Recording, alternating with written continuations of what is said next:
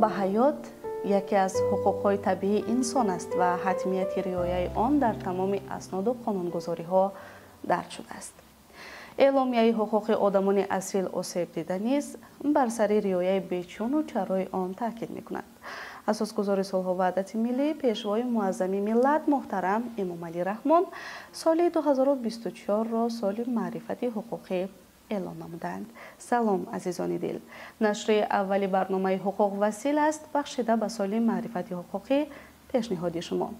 بیایید از متخصصان پرسان می‌شویم که مفهوم حقوق به حیات در بافتار یا خود کانتکست حفظ سلامتی از جمله بیماری سیل چیست؟ در ادامه ما را همراه باشید.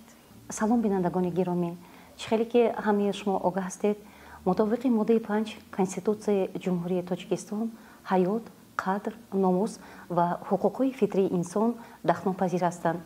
مطابق ماده 18 باشد هر کس حقوق به زندگی دارد. حقوق به حیات یکی از حقوق‌های محوری و کلیدی در جامعه جهانی شناخته شده است. حقوق به حیات از لحظه به زندگی وارد شدن یعنی که از روز تولد هر کس به دست آورده میتواند.